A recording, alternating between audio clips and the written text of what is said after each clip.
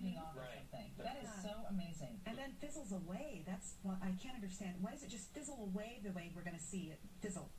I don't know. I mean, you know it all, Tomer. As he said, he's a meteorologist, not He's a a meteorologist. Yeah, I just don't know. I mean, they die. They lose that light, or they're burning up. Wow. And the quadrants, as they are formally called. So there you go. Amazing video. I'm just so happy that we were able to capture that. I wonder if we were the only ones that got that.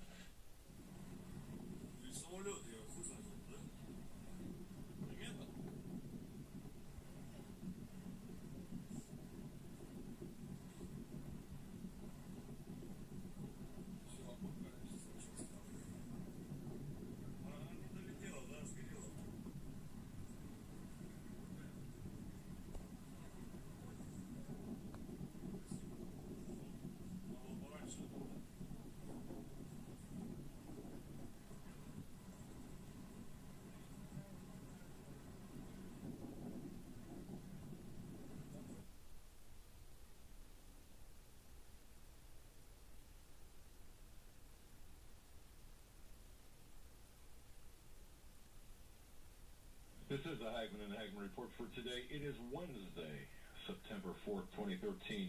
I'm Doug Hagman. With me in studio is my co-host, my son, fellow investigator Joe Hagman. Together, we are the Hagman and Hagman Report. Folks, you're about to hear Reverend Michelle Hopkins. Reverend Michelle. Yes. Welcome to the show, Reverend Michelle. Thank you so much. I appreciate being here. What do you know about ISON, and if this is related, how so? Okay, let me tell you what I know about ISON. First of all, it's going to be going past Mars with its debris field.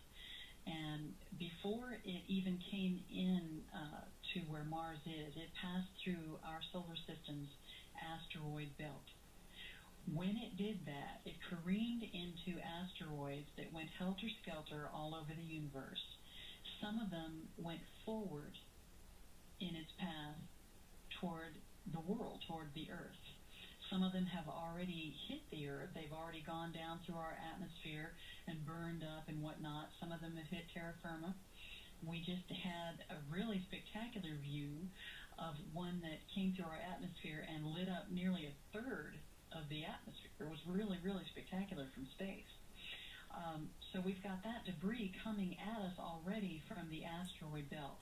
And this thing that just went through our atmosphere, it was an asteroid. It was not a meteor. People think that the meteorite is just, a smaller asteroid, but no, they're different animals. An asteroid has a different makeup, and it was a small asteroid.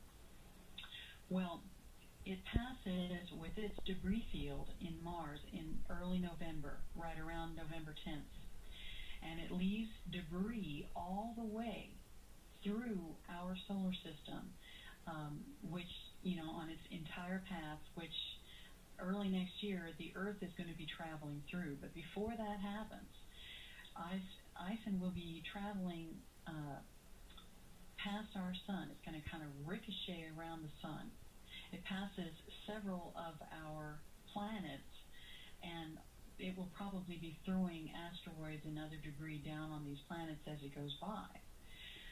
It comes to Earth, its debris field starts passing by Earth, and Earth starts going into actually revolving inside ISON's debris field on December 1st of this year. It begins to pass through the debris field. Now, during this time, the entire Earth is going to be affected.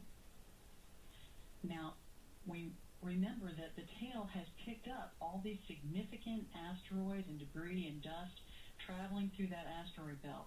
On December 8th, ISON itself passes by. Now, we should be able to really see a spectacular show from the comet. The comet is really huge, and it's even its tail. On the 16th of December, ISON will be fully past the Earth, but for 15 days, our Earth is going to be revolving in that debris trail for this huge comet. Wow. This debris field has asteroids and large debris, meteors, meteorites, dust, and all kinds of other debris that are going to be pelting the Earth.